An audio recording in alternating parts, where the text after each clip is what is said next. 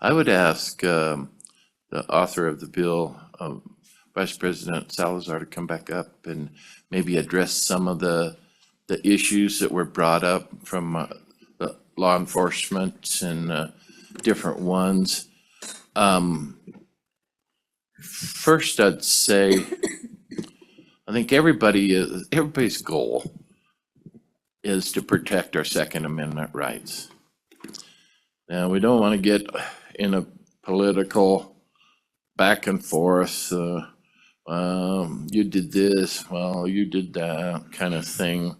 I think we're searching to make it the best bill we can get to support the people's Second Amendment rights. So that's where we're going with this.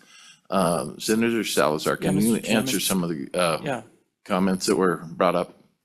So let me, I know that Mr. Dorr has actually written down some of these. What we're trying to do, Mr. Chairman, is we're simply trying to protect people's Second Amendment rights. And as you've heard from the previous testimony, there are holes. We're trying to address this. We're trying to address it not only in civil penalties, but also criminal penalties, as you see with the amendment. I could make a number of comments, and I just don't. I want to stay on the bill rather than on side issues. I think that's what the committee needs to really focus on, is the bill and what it does. And Mr. Dorr, I would ask Mr. Dorr to go over some of the things he's written down on these questions. Mr. Dorr. Mr. Chairman, a couple of things that were brought up I wanted to draw your attention to. One is kind of the ongoing question of whether or not individual officers can be civilly sued. And I would draw your attention again on the bill to page 4, line 14 and line 15. Any agency of the state, political subdivision, or law enforcement agency that employs, and it goes on from there to discuss public officers or peace officers who enforce these unconstitutional violations, are then subject to, on the next page, these civil liabilities. So it is specifically limiting this to the agency that employs the individual, not the actual individual who enforces the law. So I want to be very clear on that. That's page 4, excuse me, lines 14 and 15, specifically line 15, agency that employs any public officer or peace officer. That is the extent of where these civil charges may be filed. I want to draw your attention to that. I want to talk about the issue of the reservation question that was brought up.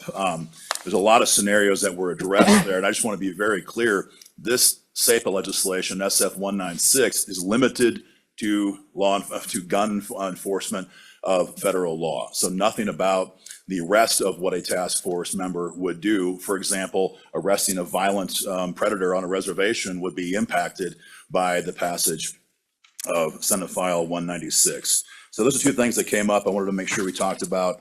We're limiting this to the agencies and law enforcement. Again, to your question, Senator McEwen, law enforcement may still enforce, we want them to enforce any and all state laws in the state of Wyoming. And so nothing in this would preclude Wyoming cops from enforcing every single bit of the laws that you all have passed in this state. We are limiting this very narrowly to not letting the federal government use Wyoming cops in the enforcement of federal gun control laws. I hope that provides some clarity. Can you comment, I believe he was representing the state's sheriffs and police officers. Yes, sir. He had a number of suggestions. Can you address, do you see those, or do you have a copy of those? I've got a copy of that. I will start with the suggestion of deleting page 6 in its entirety. I want to be very clear on what this legislation does.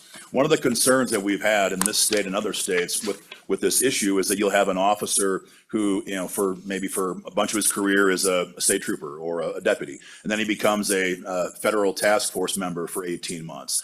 And then he comes back to his original jurisdiction. What we're trying to prevent with this is our members don't want to see a law enforcement officer leave local law enforcement, then join a federal task force and enforce federal gun control laws that are not what the laws of Wyoming are, and then come right back to their original jurisdiction and continue on with that career track. So what this legislation specifically says is any jurisdiction that employs somebody who has done this, and I want to be very clear on line 6, and who knowingly commits any of these following acts after July 1st of this year. So we're not going back 20 years in the past. This is not retroactive.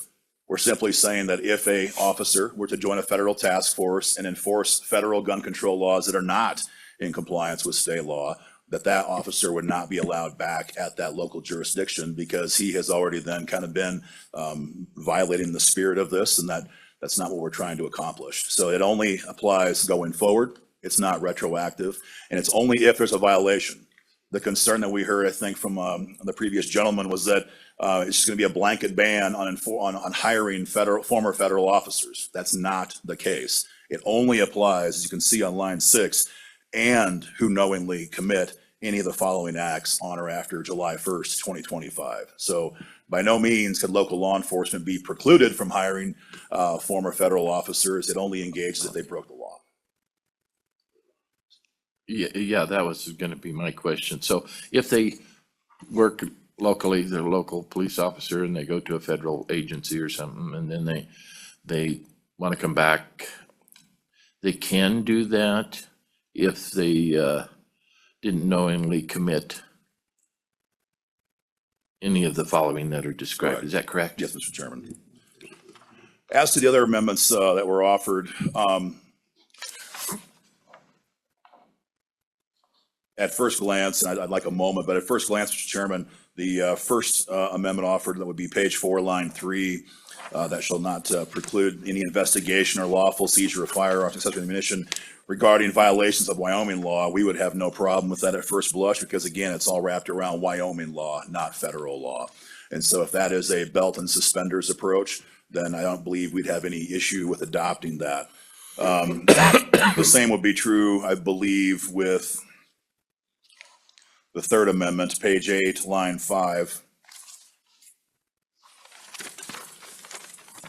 Because it is limited specifically to any violation of Wyoming law, that's also, I believe, in keeping with the spirit of Senate File 196. So our members would not have any particular issue with that in and of itself. We would be heavily opposed, as I mentioned, to the amendment on the fourth amendment, which would gut all of page 6. We'd be opposed to that. We'd be opposed to the final amendment as well, that deals with peace officer versus public officer.